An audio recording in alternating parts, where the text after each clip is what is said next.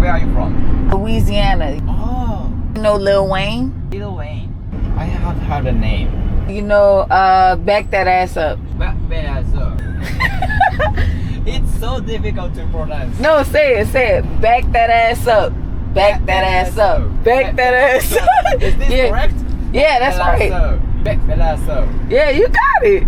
Oh, really? Have you ever lost faith in people, then met someone who reminded you that they're still good out there? On the last episode, my van broke down leaving California. At first, I thought it was something small, but it turned out to be the worst case scenario. I blew my engine. Total with labor, $7,400. I paid the mechanic in full, and he disappeared with my money. I was heartbroken, but Reggie, someone that I had met less than a week ago, stepped in. He let me store my van at his shop, and him and his family made sure I was straight while I figured out my next move. And the crazy part, all of this happened right after some of the best moments on my journey so far. Performing in Austin, linking with Kareem Grimes in LA, visiting my brother in Oakland, and hitting the stage at Jazz Fest back home in New Orleans. Then right in the middle of all that chaos, An email popped up. it was an invitation to Tokyo to write for some of the biggest artists in the Asian market. So now I've got a broken van. But I have a stronger spirit and a ticket across the world. This feels like one of the biggest turning points in my journey so far. But let's take it back a bit. My name is 3D Nazi, and yes, I live in a van. And if you're new here, I'm not some homeless bitch with no purpose. I've done everything from working with some of the most iconic artists in the game to using the money that I made from music to build a real estate portfolio.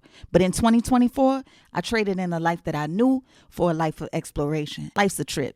So let's pick it up where we left off. After tagging along with Reggie to Killer Mike's shop, I met a mechanic who said that he can fix my van. And for the first time in a long time, Things felt like they might finally start turning around. I did not get my hopes up. I've been let down too many times. My mind was somewhere else anyway. I'm headed to Japan. I was excited. Working with artists from all over the world in Tokyo is a huge opportunity, but I was nervous too. I don't speak the language. The flight is 13 hours. And y'all know how planes have been falling out of the sky? And even though I'm an introvert, so I like being alone, I was wondering how it would feel to be alone in Japan. But with only 5 days to pack, I do not have time to waste. Andrew, the new mechanic, promised that he would swap out my engine for the same price. And have it done before I left, but 2 days in and he still hadn't started on mine because he had 2 cars before me. My anxiety was kicking back in, I found myself online every day. looking at new vans. But could I really walk away from mine? I built it by hand and I put love into it. In a few weeks, it will be 1 year. Since I sold everything and started living in a van. But was it all a waste? Maybe I should just buy a house somewhere in the woods and disappear. I was spiraling. Until Andrew called and said that the van was ready. No check engine light, no acceleration problems. I would be back on the road. My little baby is back. It's back. And that gave me the peace I needed headed to Japan. Well, Sort of. Because I ended up missing my connected flight to Tokyo. So instead of arriving a day early and settling in, I spent the night alone, wandering the airport by myself. I fell asleep as soon as I got on the plane. I slept through the first meal, so I woke up starving, and the 2 people sitting next to me wasn't making it any better because they was fucking their food up. My stomach started growling, but I tried to play it off and find a movie to watch. I watched The Fire Inside for the 3rd time, which is a movie about the life of the greatest female boxer in the world, Clarissa Shields. Shout out to Clarissa. We got a song together. Y'all and gonna hear that real soon. by the time the second meal came around, it was some bullshit ass burrito. I still ate it. But I was on the toilet immediately. I thought I was gonna end up like Kevin Hart on Soul Plane. When I landed in Tokyo, I realized right away I was the only black woman around. The airport was crowded and the language barrier was tough, but I downloaded a translation app that I thought worked really well until My Uber dropped me off at the wrong spot, so now I gotta walk, so can't read anything. Oh boy. I do feel safe though. I can't tell you that. I feel safe. Luckily, my friend Nexus flew in Tokyo the same week. We went to art school together and she's like a little sister to me. and she wanted to go to Japan because she had to get some Dental work done and she said it was cheaper out there. Ever since we were kids, she's been deadly afraid of needles. So when she asked me to go with her to her appointment out there, I told her I would. She made it a day before me, so she started telling me all the things that she noticed. They don't take tips out here. You tried to tip him? Yeah, she was like, no, she can't accept it. My first meal was at a steakhouse, and the food was so fresh, I can't explain it. This is delicious. And Nexus was right. They would not accept my tip, which I was kind of happy about. I booked the hotel room in Shinagawa, which was not far from the studio in a city called Shibuya. The room was extremely small, but it had a bidet. And let me explain, the bidet was the highlight of my trip. Even when I didn't have the shit, I would just go sit on the toilet and use the bidet. I gotta get me one of those little booty sprinklers in the van. On the first day, I met all the other artists, songwriters, and producers. They were literally from all over the world, like Tupi from Thailand, or Aklo, or Manish, The producer behind several Drake songs. Travis Scott, J. Cole, Snow Allegra, and Heartbreak Anniversary for Giveon. I'm not gonna lie, I did feel alone. I'm already an introverted person. Which is kind of weird, because even though I feel like I can go anywhere and do anything, I don't really feel like I fit in anywhere. So I spent a lot of time alone and in my head. I guess it's something I gotta work through in therapy. I don't know. But at the studio, I was the only person from the United States, so my social anxiety was hitting hard. But as soon as they started playing the beat, I felt like I belonged. Music is the one thing that brought us all together, and that's why I love making music so much. It's a universal language, and when I got in my zone, I knew I was there because I deserved to be. All of the begging and pleading and way too deceiving and way too conniving. You gave me a reason to make a release. You for the streets, disturbing my peace. Every day I would hit the studio at 10 a.m. and the label would put me in a room with a new group of artists. Everybody was so talented. I can't show every session because some of them couldn't be recorded, but one of my favorites was with a group called 108, one of the biggest boy bands in Asia. They have a song called Kawasaki with Big Sean, and it's so fire. And I really had a good time working with them. After my sessions, I would walk back to my hotel room, and I used those walks to really explore the city. Let me get out of here before I lose my American money in this bitch. Japan felt very safe, even at night. So I would just wander around, buying shit, trying shit. I feel safe. I got an hour walk. They say these are really popular. The rule is you shouldn't walk and eat out here. They have designated eating areas. Fuck. Bitch, I gotta walk for an hour with an egg sandwich. On the last day of the studio sessions, there was a rap party. So I decided to get a driver instead of walking back to my room. So I could take a nap before the party. When the driver came, he was this young Japanese guy who spoke a little bit of English. But he had a sense of humor like mine. He was very sarcastic and very witty, so we was laughing and talking shit the whole ride. When we got to my hotel, I asked him if he had ever tried the steakhouse that I went to on my first night, and he said no.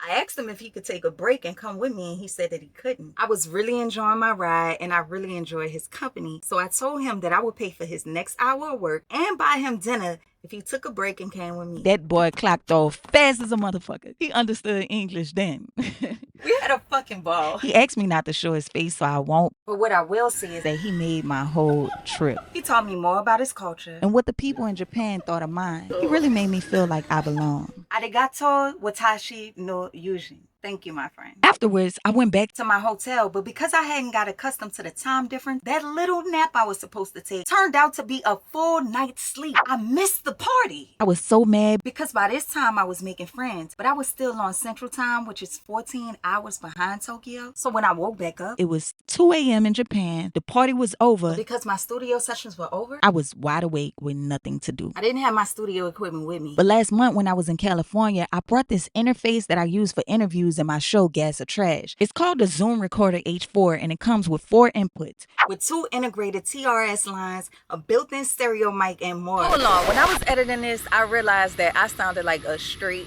geek. But I just like camera equipment and studio equipment and building things and taking them apart. I am not sponsored by this company, but I do have a list of all the cameras that I use, the items that I use to build a van, and all my studio equipment on 3dnot.com under the tips and tools tab, and Amazon. So if that's something that you're into, go to 3dnot.com under the tips and tools tab. I'm going to keep adding to it. I even thought of possibly doing reviews of products because I'm always buying shit. So if that's something that you're interested in, let me know in the comments. Anyway, I wondered if I can use the Zoom to do some demos on Pro Tools. And what do you know? It worked. So here I was. At 2 a.m. in Tokyo, freestyling on a handheld recorder. I'm so excited. Damn, I look like Dennis Rodman. Ain't this a bitch? I was so excited that it actually worked. That by the time I finished the song, I was blowing Nexus up early in the morning to see if she wanted to shoot a video for the song I just freestyled. So we hit the empty streets of Tokyo. And filmed it. It's Tuesday where I'm at, but I'm about to drop this for y'all because I know it's Monday where you are. From the van to Japan, bitch. Let's go. This what you wanted. Get in them pockets. This what you get. He hit my line, I hit the clock, can't fuck with Cupid. He too ruthless, he a nuisance. Had me out here looking stupid. I was clueless, thought I found a one. But that nigga was a dog like he bounty hunt. No amount of blunts can make me pick up next time love call or send a text. Fuck love, rather plenty sex. And many checks can't get my cell, but you can get my Zelle. Then more as well, guess I'm guarded and my heart too frail. Too hard to tell, I don't know though. I'm a solo, bounce like pogos when they get attached. Wish my heart was still intact without a million cracks. Guess that's where the origin story of this villain at.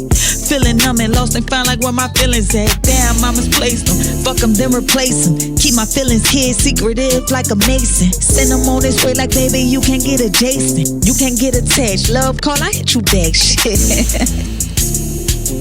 Yay!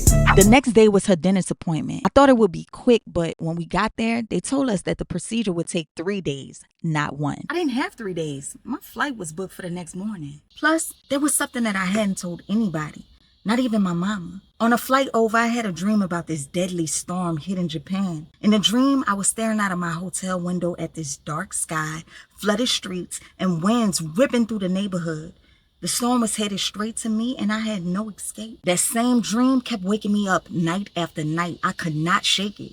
It's probably one of the reasons why I never got adjusted to the time difference. So even though I was having a good time, my gut kept telling me, leave Japan now. Bitch, you can't swim. I didn't mention a dream because I didn't want to scare her, but I did agree that I would be there for her. But she didn't tell me I would have to change my flight, extend my hotel stay, and spend extra money. All because she was scared of needles. Have you ever had to choose between following your gut and showing up for a friend? Because that's where I was. But I ended up staying and spending about $500 extra. In total, I spent a little over $2,000 for my trip to Japan. Speaking of money, Nexus spent $515 USD for her root canal and her fillings. The day after her last procedure, I was on a flight back home to the United States with a greater appreciation for the things that I do have. Although after selling my house and moving into a van, I'm living more of a minimalistic lifestyle these days, I'm not lacking anything. Before Japan, I felt like I really didn't fit in anywhere. I'm not married, I don't have kids, and I realized that my mind doesn't work like a lot of the people around me. And sometimes that makes me feel a little bit more insecure and socially awkward than I should be. So I find myself in my head a lot, keeping myself company. But my trip to Japan made me feel like maybe not fitting in is not a disability. It's a superpower. As long as you have good intentions and a pure heart, you're never alone. Your tribe will find you. Oh, one more thing. When I got back to America, I started seeing some disturbing headlines in the news. Tokyo was flooding. And some of the images I saw in the media were very similar to the things that I was seeing in my reoccurring dream. Good thing I followed my gut. Y'all be good.